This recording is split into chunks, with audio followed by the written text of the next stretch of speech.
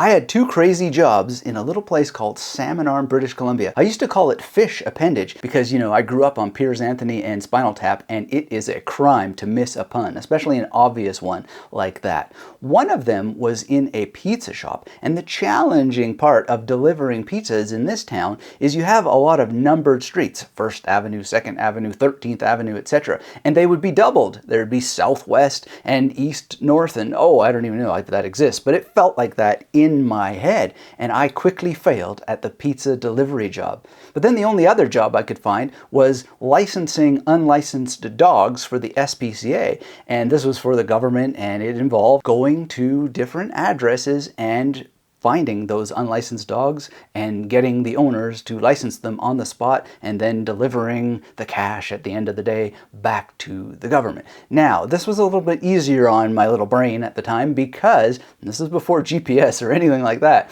I was able to take my time to find these addresses, look on a map, and figure it out. But when it was for pizza and you had to deliver it in 15 minutes or less, or it's free, then, that was pressure that my little adolescent mind could not handle at that time. And this is such an interesting thing because when you go and you have time to figure things out, you build cognitive maps differently. The only problem that I had is that some of these people that lived out in the boondocks had really big dogs, they had big shotguns, and I only had a tiny little government-issued clipboard, one time of which I had to shove into the face of a Rottweiler and get myself out of there. And luckily I did, because I remembered the path back to my car, and I remembered to keep my car door unlocked in case that a dog would do a thing like that. Well, why am I talking about these dark and sometimes magical places where I had to find unlicensed dogs and get them turned around? Because when our brains are dealing with directions, we often just normally remember this stuff. Spatial memory is a profound thing. But what if you don't have spatial memory that operates the way that it tends to? And not only that, but what if your spatial memory is becoming challenged because you live in the modern world where things are getting more and more complex, concentration levels are going down, and more screen time is leading to higher amounts of digital amnesia? Well, there's a very, very interesting book called Dark and Magical Places by Christopher Kemp. It's a really beautiful book, and it doesn't take that long to read. And the cool thing about such a fast and wonderful read, the way that Christopher Kemp writes, which is astonishing to me, he's so good, is that it's packed with science, and the science is made really, really clear, understandable, accessible, and you don't have to wade through pages and pages and pages in order to get a grasp on it.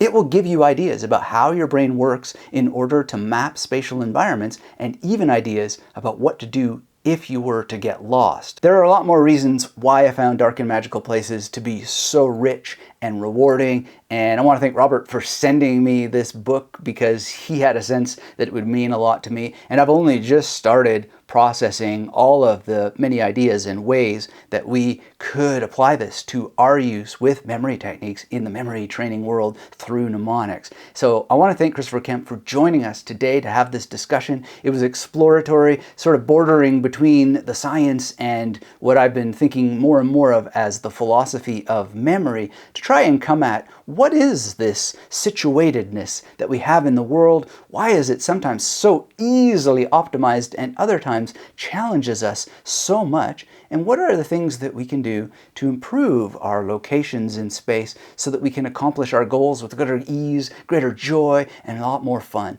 So this is a wonderful discussion. I hope you enjoy it as much as I did. If you're new here, get subscribed. If you love to support this work, make sure to hit the thumbs up. If you're on YouTube or if you're listening on the podcast, share this around with other people. Really, really appreciate each and every one of you. I hope that you'll go out and read Dark and Magical Places. It is wonderful in every way. So without further ado, here is Christopher Kemp to talk about the mind, how it navigates space, and how that we can improve our experiences with space. Christopher, thanks for joining me here on the Magnetic Memory Method podcast. And I really appreciate doing this because your book has so much to do with memory, Dark and Magical Places, which is a great achievement. So thanks for writing it, and thanks for joining me. Thank you so much. It's great to be with you. So let's start with you. I mean, how do you come to write such a nuanced, layered book about essentially navigation, your wife's navigation, our navigation? How does this happen? Um, well, that's a good question. I would have to say that, I gravitated to the subject. I am a scientist and also a writer, and I always try to concentrate on subjects that interest me personally, because it's very dull to try and make something interesting if you don't find it interesting, And so I was in a bit of a lull between projects and really thinking about, what would be a good subject that has kind of the breadth and the depth to be able to sustain a book length project. And then I suddenly realized that one of the things that I think about a lot, and that my wife and I talk about a lot, and that really shapes the way I kind of integrate with the world is space and navigation, and the way that I really struggle with it. And the first thing that you do when you're an author and you have an idea and you think, oh, I should write about X, is that you sort of rush to Amazon and you look and see what kind of books are already out there that represent that particular field of interest. And I just didn't really think there was anything out there that really satisfied my personal interest in it, which is, why do some people seem to do so well with navigation and other people fail so completely? What determines that? And why am I one particular type of person, the person who struggles, and why is my wife so excellent at it? And so that's what really sort of led me down that road of trying to understand better my own shortcomings. And the best thing about a book like this is it allows me, it gives me kind of an entry point to speak to some incredibly smart and interesting people doing this cutting edge research, where if I was just some dude and I phoned these people up and said, I'm a person who's interested in this, I think a lot of them would not have given me the time of day. Um, but saying that you're a science writer and you're working on a book about this subject just gives you this incredible access, and it allows you this point of entry where you sort of can insert yourself into this world and ask them the most ridiculous or banal or difficult questions, and they really try to answer them to their best effort. And so it was really my own interests that sort of sent me there, and I was lucky that I was able to speak to so many people along the way who really had a lot to say about it. So that's interesting. I was thinking of this book in terms of genre, and it's not quite right to say it's immersion journalism, but it has that kind of sense in that you're using your own experiences and framing it. But what would you say, before we even get into this idea of navigation, what would you say is the difference between navigating to a park and then navigating your way to talking to a scientist on the phone using, say, the passport of your credentials as a science writer? Because Yeah, that's a great question. It's a really interesting question. Obviously, intuitively, we can tell that there are differences between those things, but at the same time, so we'll probably talk a little bit more about this particular type of neuron, this particular brain cell called a place cell, which is really what is instrumental in helping us navigate spaces. You know, four-dimensional uh, areas like environments. But as scientists research these cells more and more, they are beginning to understand that they represent all kinds of things, and that space is just one of those ways that we understand the world that we move through. And so place cells also seem to encode information about time and music and all kinds of ways that we represent our environment, even sort of social relationships that we have with one another are encoded by these cells. And so, that's a really insightful question, because in some respects, there are obvious differences between navigating, say, me going across the road and walking through the park with my dog, and what we're doing here, having a conversation and exploring different subjects. But there are some real similarities because a lot of the representations of these things are being done by the same cells. Right, right. Yeah. So talk a little bit more about this specific issue, or however you want to frame the condition Mhm. of your sense of space or lack of it, and how that plays out as a daily thing that causes you to be aware of it. Yeah, yeah, yeah. Well, I mean, that's one of the most interesting things is it requires, so just it probably requires me to articulate that I am just very, very bad at navigating. I get lost all the time. I can learn a route if it's something that I do often. Like I go to the dentist every 6 months. So over the last 10 years of living in the city I live in, I have learned that route just with the repetition. And I take my kids there too, which probably helps. But I'm just a very bad navigator. And so um, think I really had the self awareness to grasp that my experience of navigating was any different to anyone else's because it's just such a deep seated uh, part of how we move through the world. It's difficult to understand that the way I do it is different to the way you do it. It's different to the way that my wife does it or anyone else. It was only in sort of having a relationship with my wife, who is an incredible, supernaturally gifted navigator. She can do things that I don't even understand how she's aware of where she is in the world. And so it was only that understanding that we're very different in that particular cognitive domain that allowed me to understand that there is a spectrum. There's a real and spectrum from very terrible to very good in terms of navigation. And so, in beginning to research the subject, it became obvious, and it's well published that among all the different other types of cognitive domains, like mathematical ability or attention or musical ability, the spectrum for spatial ability is much larger than any other of those domains. And so that was interesting to me because navigation is such an integral part of being a human. When you think of how many times we do it on a daily basis, I mean, it could be, relatively straightforward navigation, like going to the grocery store and knowing that you want to get milk and eggs, but you also need to go and get bleach and you need to go and get some other things, and they're all over the store. And how do you do that? How do you determine where those things are? It could be something really easy and almost automated, like going to the bathroom in your own house, or it could be something really difficult, like driving to an unfamiliar place. But those are all navigation, and we do them multiple times a day. And so that's what as I've aged, I think I got to my 40s before I realized this is just something I really struggle with, but not everybody does. Right. Yeah. Yeah. It's so interesting because it's kind of hard, and I think maybe you can shed light on this, but I think you allow, which is great writing, the reader to kind of figure out what this sense is for themselves and imagine what it might be for you without, excessive detail. But also, I find it a bit confusing to try to give a portrait of what that might be, which I think is a strength of the book.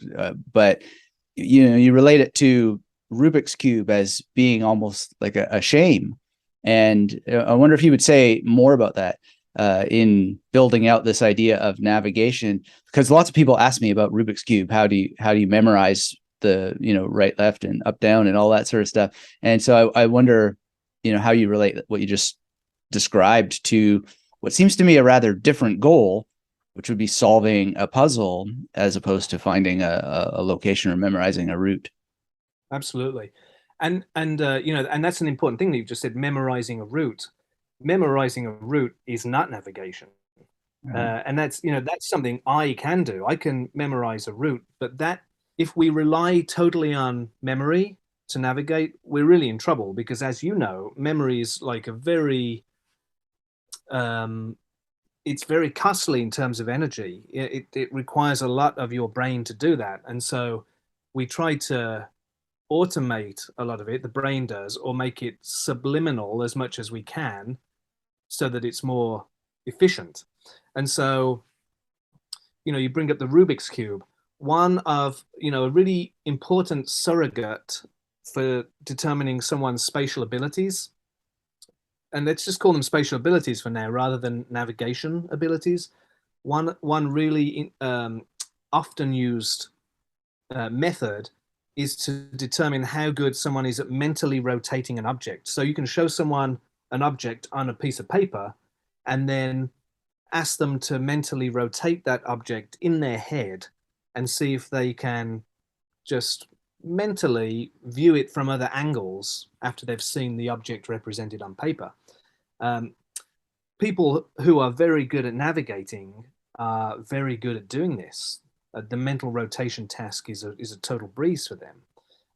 And people who are very bad at navigating just really struggle to do that. And that's something that I can't do. And so my kids get a Rubik's Cube when they do this kind of stuff, and within a couple of minutes, they've totally solved it. And it's something that I can't do, because as soon as I turn a particular face away from me, I can't even picture that face anymore. It's very difficult for me to do that. I can't manipulate one side and sort of intuitively understand what that's doing to the other sides. And my kids are able to do that, even though they're only 13 and 11, and that's a mental rotation task. So if you struggle with spatial abilities, you can struggle with all kinds of things. So if I try and picture my wife and kids in the other parts of the house that they're in right now, that's something that I really struggle to do, because I know what rooms they're in, but I can't understand where they are in relation to me.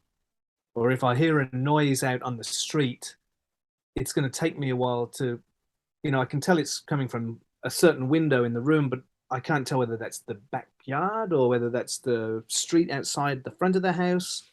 And then you start to think about lots of other kinds of spatial tasks. Like, it's hard for me to try to solve a jigsaw puzzle because of the shapes and how they interlock with one another. I struggle with that. Or a padlock. Padlocks are difficult for me. So you begin to realize just how many different tasks in the world are spatial tasks. Right.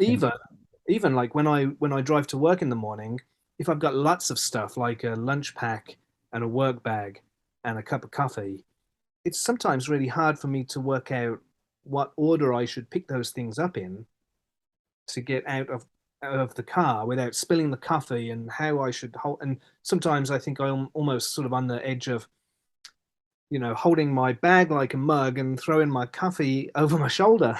And it's, Right. these are spatial tasks also, in as much as science has shown us that understanding natural physics, like how things fall and slide and slip and spill, those are also, they have a spatial component to them as well. So we even struggle with those kinds of things. Right. Yeah, that's a nice bit of dimensionality. One thing I wondered, and I keep wondering it since I read the book, is you're a writer. So, if I say it's halfway through the book, about halfway down the page, do you have a sense of where that you might go, or it's, in the middle of the bookshelf? Does it extend to that as well? I think I can work with things like middle. Yeah, middle is okay, Right. but maybe that's basic enough for me. Right. But yeah, things like more complicated distances, like if someone says drive down the street 3 miles, that's quite difficult for me. Right. Okay. Yeah. I just relate it to text, just simply because in some sense, at least in my mind, a sentence is not that different than 22, 24, 26 as addresses along a street. I mean, Right. it obviously is different, but then if you're using certain graphical softwares, you can get the coordinates and in the middle of a page will have something like 26, 28, and so forth. And I dwell upon that a little bit because you talk about ants and the Hmm. speculation that ants may be counting, like literally counting in the sense of numbers. And I mean, I wonder if you'd say more about that element. Maybe that gets into place cells or not, but the idea that there's a numerical reality underlying things that the brain may be tracking. Yeah, that's interesting. You know, a lot of this comes down to the fact that if you imagine the surface of the brain, the outer layer of it is called the cortex, and the way the brain allows us to understand the world is it separates a lot of the ways that we would understand the world, and it sort of portions those tasks out to different parts of the cortex. And so what that means is that um, when I look at your face, I sort of there's a part of my brain that works on understanding your face and knowing that you are Anthony and that you're not, my brother. And there's a lot of information in a face, and so that's the part of the cortex that does that is called the fusiform face area, and it's right about there. And so if you put someone in an fMRI scanner and you show them pictures of faces, that part of the brain just lights up and goes into overdrive because it's spending a lot of time trying to understand the face. And then there's another region that does that with places. It's called the parahippocampal place area, and it's really right next door to the face area. It's really close. But if you show someone a picture of places, like a kitchen or the front of a house, the part of the brain that becomes active changes to that parahippocampal place area. And so when you talk about numbers and even words on a page, I I'm not completely sure on this because it's not my area of specialty, but I'm pretty sure there would be different cortical areas that work on those things. And so I think it's quite reasonable to expect I would be quite good in those domains. I'd be quite good with words and understanding the written word, um, and still be able to struggle with spatial tasks. Right, right. Um, Although it's fair to say that mathematics, understanding of numbers and mathematical concepts is, that's in the parietal cortex, which is up here, which um, which is somewhat involved in spatial understanding. So um, yeah, I mean, it all comes down to the brain and how we portion these different jobs out to it. And you know, there's a fairly people who have brain injuries on the certain parts of the brain that are involved in understanding space. They're the people who are really impacted severely, and they can't even get to their own bathroom in their Mm, own house because, say, they had a stroke that impacted the parahippocampal place area. They're truly in trouble. They'll never go to the bathroom again, right. basically. Well, what is it scientifically, and maybe just in terms of quote unquote non-science science people? I don't want to say layman, but layman's terms. What is it about these states of exception, someone having had parts of their brain removed, or just anecdotal statements like I have no sense of direction or whatever? What is it about those cases that helps us shine so much light on the status quo, so to speak, if there is one? Well, it allows us to understand which brain regions are functioning to do these tasks for us. Right. So, you only have to go back, and I talk about this quite a bit in the book, but you're a memory expert, and so you probably know through your reading and through maybe other people you've talked to that the hippocampus is the really important brain region that's involved in learning and memory. And scientists, neuroanatomists have understood that the hippocampus exists since the 1500s. They sort of dissected out the brain and they extracted this really small um, seahorse shaped area of the brain. They called it the hippocampus because of its shape.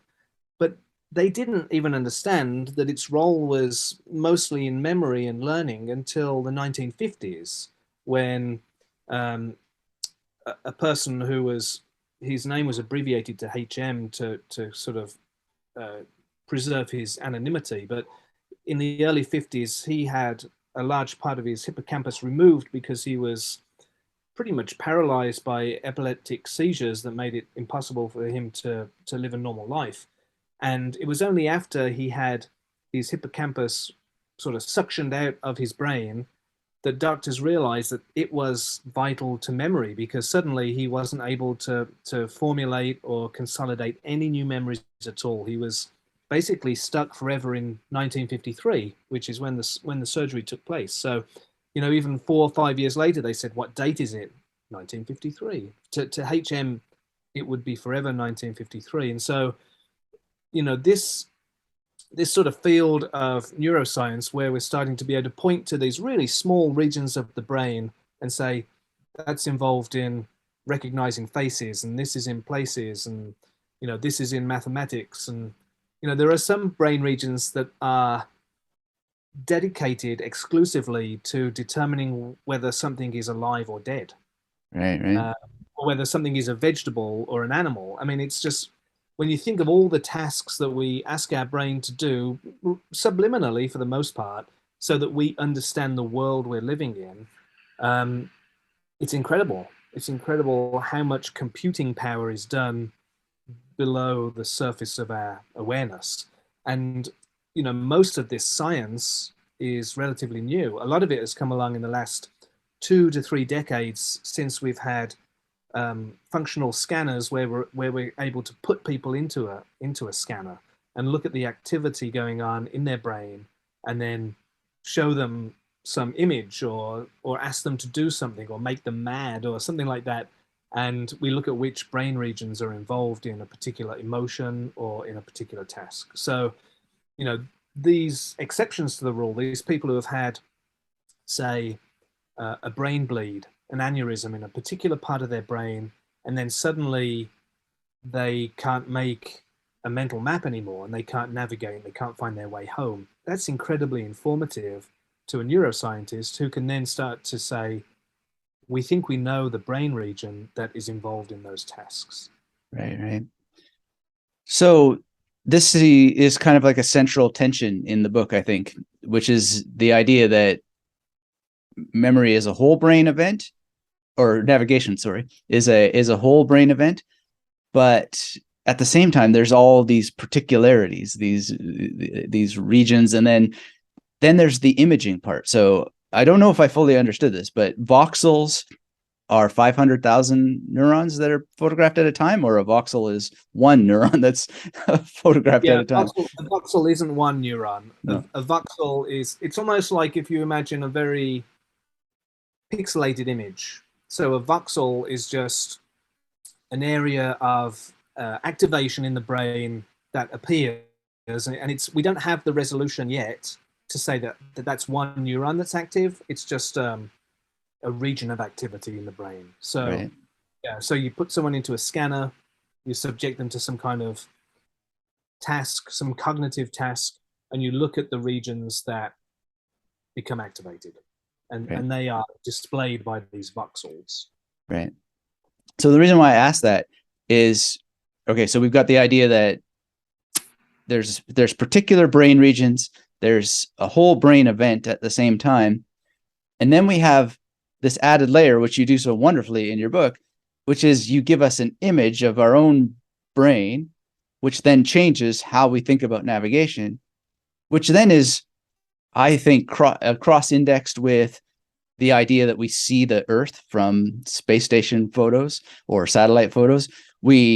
If we read books about, the solar system, we have a sense of where the Earth is from the moon, and we have the sense of where the moon is from Mars, and all that sort of stuff. So we always have this ongoing, changing, multi-layered sort of sense of navigation that always seems to come down to the particular individual, and which only adds more thanks to you adding to scientific literacy. But I mean, how do you think about that? Is that just intellectual noodling, or is there something to that there's an individual image that an individual has to cultivate for themselves, essentially, to gain this sense of navigation as you're doing for yourself?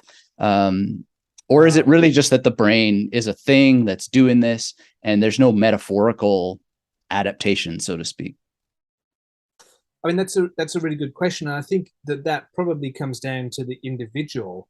Like, if you, as an individual, as you know, an entity called Anthony, if you when you navigate, if you sort of imagine seeing yourself from a bird's eye view from above, and you sort of imagine a map and where you go, that might be very particular to how you navigate. You know, there are multiple different navigational strategies, and some people do not rely on that particular strategy very much at all. Some people rely almost solely on landmarks instead of like this kind of bird's eye view that you would imagine. And I have wondered that myself, because maps are relatively new.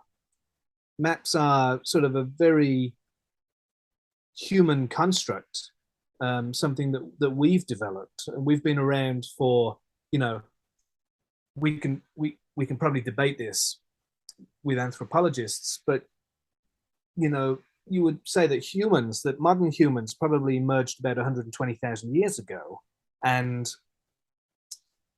we probably haven't been using maps for more than, you know, a couple of thousand years. And so I imagine that idea of navigating and seeing this bird's eye view of yourself, and maybe even imagining you as you travel in relation to things in your environment, I imagine that's probably a relatively new evolution of how we do things. And it's just a reminder of just what a flexible, adaptable species we are, I think. Yeah. Forgive me if I get too like philosophical, but probably I'm not a memory expert, but I'm a philosopher of memory. So I pick on these little things. And one thing you mentioned, and again, forgive me if it's just like a throwaway statement in the book, but it seems to me so central. You mentioned Buddhism and the question of, is there space without an object? Is there object without space? And then, to me, the most amazing question of all, or fulfilling thing to think about, is if there are particles, you know, between things, then is there space? And this reminds me of certain practices that I myself do, which is long form meditation, rocking back and forth.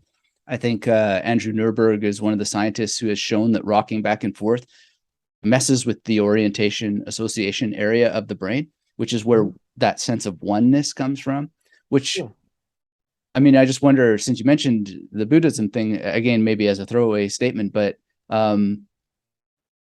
when we think about navigation and then those practices of becoming one with everything and space cells, I often have the feeling when I go into those states of non-duality or whatever you call them, that it is as if this brain, this unit, the meat tube, has a picture of the entire universe. I mean, how could I feel one with the most outer regions of space if it doesn't have a navigation of it, or a picture of what a navigation might be? So I just wonder about that fullness and completeness of reality, in that sense of those questions you posed with the and and I don't mind you getting philosophical at all, because you know that section where I talk about that kind of like these sort of Buddhist cones, you know, what is space? Is there even such a thing as space if it's full of other things? You know, even if they're like,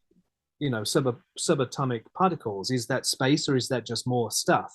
You know, it's these ideas that they blow your mind, you know. And I still think though that maybe your ability to think of yourself as being situated in the universe and being part of this larger thing, you're just very lucky that you feel that way, because there are some people who have a condition called aphantasia, which means that they have no mind's eye. If you ask them to even start way smaller than the universe, if you ask them to imagine a hamburger on a plate, they wouldn't be able to, they literally would not be able to sort of contort their mind to imagine an object that isn't right in front of them. And so so I think you're very lucky to be able to do that, because I think that is a mental contortion. You know, I as someone who struggles to navigate, I I do have a mind's eye, but from a philosophical point of view, I spend half my time wondering if we're in a simulation. And so, is there a universe at all, or are we just all of us, or is it just me? Are you just part of my simulation? Am I just in a dark room somewhere in the Right. year 3000? I mean, it's difficult to know. I mean, almost everything, even if it is an accurate representation of the world, everything that we experience is a product of our brain telling us what is there. And so the extent to which that is my interpretation of it, that it's different to your interpretation of it, is something that is unknowable on a deeply profound level. And it's something that I love to think about. And I think we are. There's a section in the latter part of the book where I talk about how, if you read a lot of science articles in the New York Times, or you read a scientific weekly like The New Scientist or something like that, you'd be very familiar with the grainy black and white image of a human brain with a big red splotch on it that says, this is the anger center, or this is where love is, or this is where we do math, all those things. But what we're starting to understand on this really deep level is that everyone's brain is completely different. And that when they show you one of those images in one of these publications, it's usually a composite image where they've scanned 500 students and they've shown that this is usually where that particular domain exists in the brain.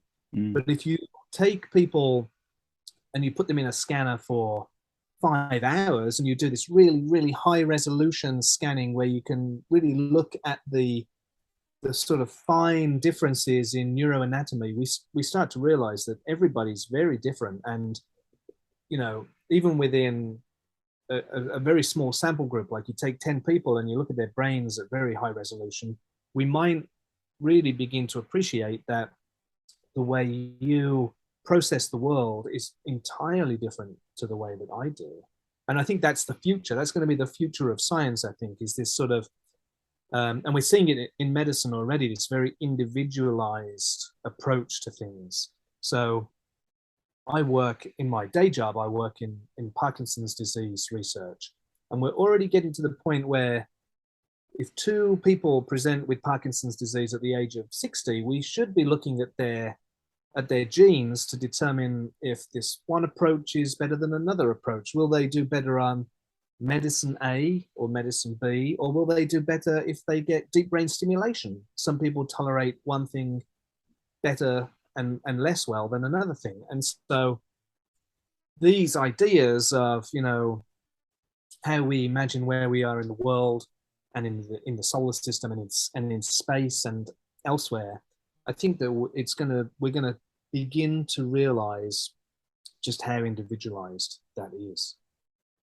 Yeah, that's interesting. It seems maybe it's not a crisis, but it seems like we are coming into what logisticians often avoid, which is this notion of dialetism, or paraconsistent truths.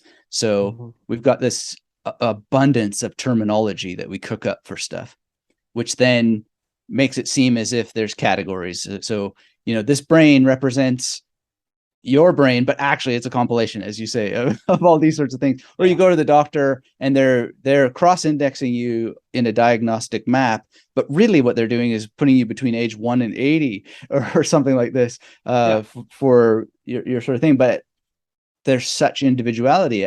But if we can, I guess you mentioned aphantasia, and to me that seems like one of these points of crisis where now people have like a word to gravitate towards, and it's like, okay, so that explains me, and now I have a reason why that I fail in life, or now I have a reason why I succeed. Maybe I don't know, but at the same time, it seems like a great crime at the same time to take a word and say that's the explanation.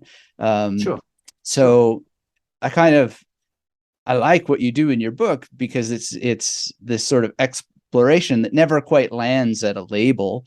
But but it also encourages us to think very sympathetically, instead of, oh, another dumb person got lost in the forest, Yeah. Yeah. maybe there's something to it. So I mean, I just wonder how you navigate, so to speak, Hmm. those kinds of tensions between this hyper focus on terminology and diagnoses, and nobody dies anymore. They always have a word for why that they passed away, and Yeah. what it does for us in terms of maybe helping people, because we do have these words that people can follow. Yeah. Well, it's interesting. I mean, I think science, to some extent, and medicine, very much so, um, those fields rely on generalizability. We want to think that I am I am a human, and this is what happens to humans. This is how humans think, and this is if you have three diagnostic criteria, then this is the problem that you have. And what we understand more and more, I think, as we get more granular and we start to sort of dig through the surface of things into like the real crust of things, is that um, it's really very difficult to generalize things, and we really do a disservice to you imagine the bell curve, the normal bell curve, and most of us, for most things, are in that peak of the bell curve, and that's where the generalization works really well. But what that does is that avoids the tails, of the curve. And for something, all of us are in the tail for one particular thing. And so um, I talk in the book a little bit about finding this Facebook group for people who are lost enough that they are actually either diagnosed or self-diagnosed with a problem called developmental topographical disorientation. And so it's a really clunky, horrible term for people who are just lost all the time in a way that is so profound they just can't seem to get better. It's almost like color blindness. You wouldn't tell someone who is colorblind that they're just not concentrating hard enough to see green. You just accept that they're colorblind, so it's something that they can't do. And so these people with developmental topographical disorientation have a Facebook group, and it was really interesting. It's something that in sort of arguing regularly with my wife about my lostness, when I found this group, and they described their struggles, and they described some of the ways they compensate for them and some of the little tricks they use. These were all the things that I do on a daily basis, and it was so it I don't go in for hokey things, and I'm not a religious person. I normally am very skeptical, and I try to find the things that actually separate me from other people. I'm a grouch. But to see people explaining my experience and my compensations and my shortcomings in their own way, in their own environment, in countries and cities I'd never been to, was just sort of overwhelming for a while. I couldn't believe that there were other people out there just like me. And then it allowed me to forgive myself a little bit and say, maybe it's not that I'm just not concentrating enough, which is always the thing that's leveled at you if you're just lost all the time. It's just that you're sort of a space cadet, and you're lost all the time. So yeah, I mean, those things, I agree with what you're saying, that when you give people labels to hold on to, sometimes they use those labels as a way to sort of give up and say, well, now that I know I'm this particular thing, I can never move past that. And I think that can be troubling sometimes. But I think also the idea of generalizability is that if there's enough people who live in that tail of the bell curve, then you can even generalize that. So you can say most people are, really quite good at navigating and they know where they are. But there's enough people out there who struggle to navigate and who get lost all the time, that is also a typical enough way of living on planet Earth. You can generalize that too. And then it has some power. Yeah, I think that's an interesting thing to think about, moving the bell curve to find another bell curve, so to speak, and then there doesn't have to be a tyranny of metrics, so to speak, in terms of, people being able to use that usefully. And some of your book, you yourself give certain exercises, like a summary of, well, maybe not exercises, but a summary of things you can do to maybe improve your sense of space. And they seem to me that they would be very good just as things to do, even if you do have a good sense of space, perhaps fending off for future issues that the brain might develop. So could you say a little bit more about that? And since you've written the book, have you continued to practice those sorts of things, and have they helped you further or deepened?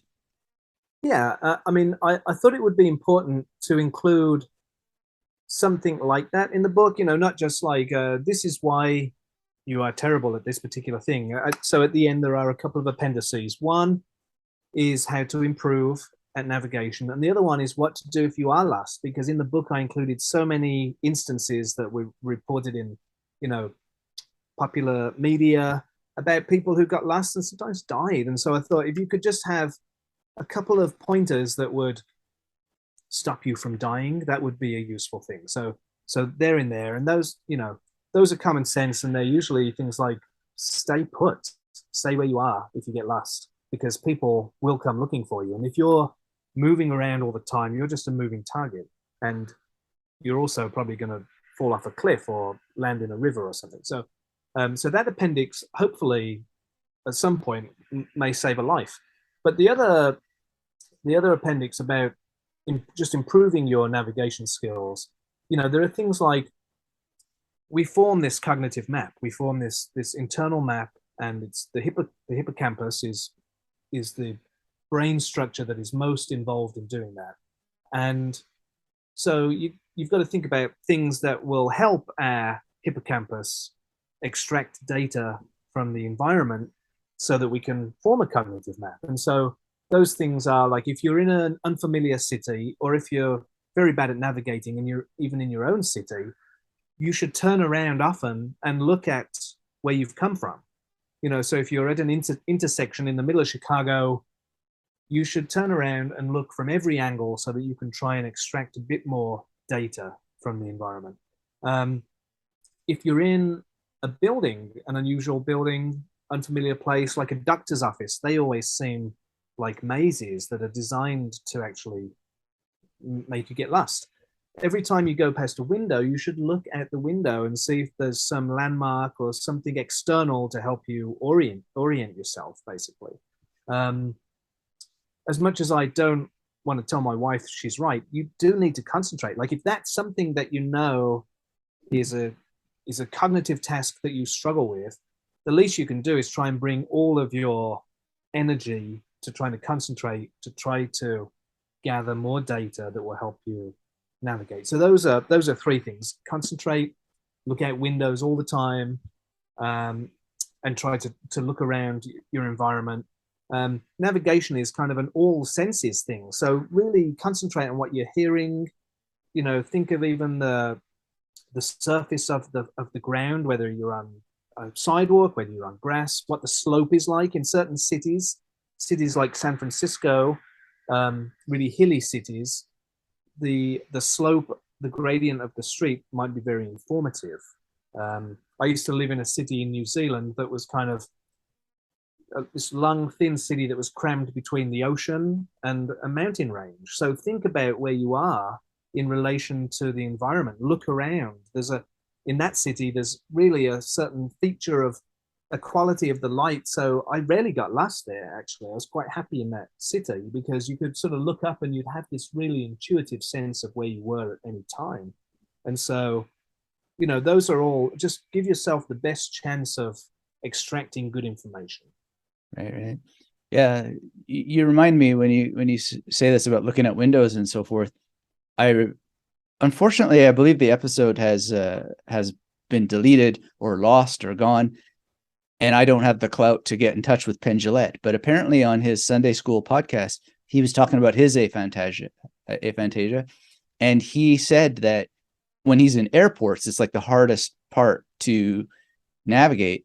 But he said that as long as people verbalized it, then he could figure out where he needed to go. But if they, were showing him a map or whatever, like there was just no way of visualizing it. So maybe I thought just now, like an exercise people could do would, I mean, Penn Jillette's a very verbal person, so maybe he has an advantage in this sense, but nonetheless, it could be a way of just actually like verbalizing the journey, maybe like the ants, count the steps or something like that, just to add another sensory dimension.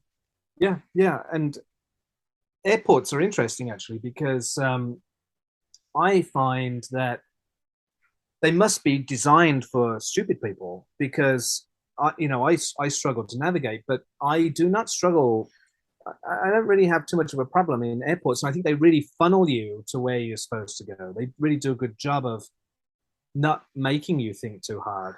But yeah, I totally agree with that sort of that way of expressing it. If I ever I see one of those maps like in an airport or a mall or anything like that where it has a little red dot and says you are here, I'm just like, that's meaningless to me.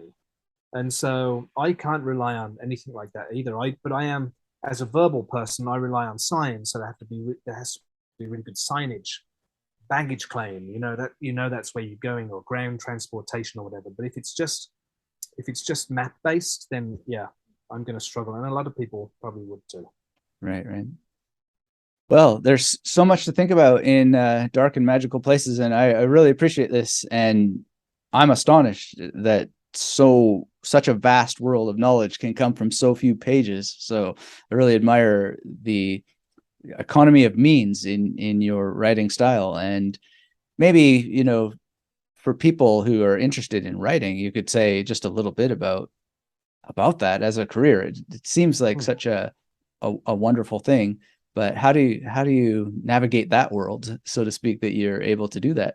Yeah, that's a good question. I mean, I've been writing for a long time, and it is one of those things.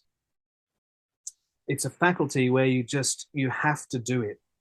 And you have to read. You have to read compulsively all the time.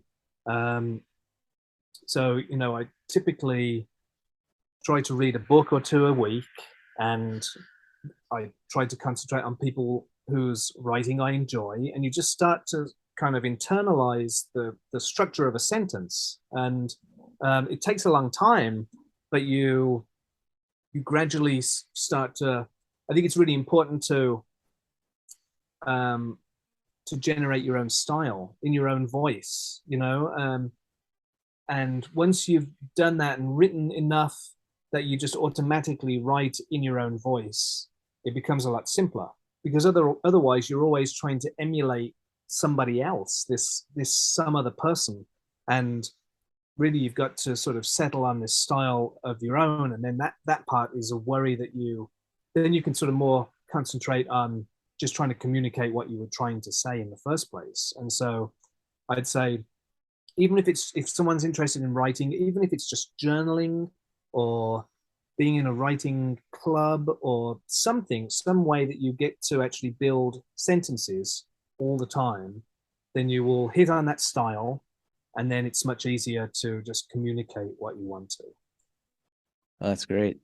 Thank you so much, Christopher, and congratulations again on Dark and Magical Places. I highly recommend this to everybody, and thanks for shedding more light on how it came to be and what's inside.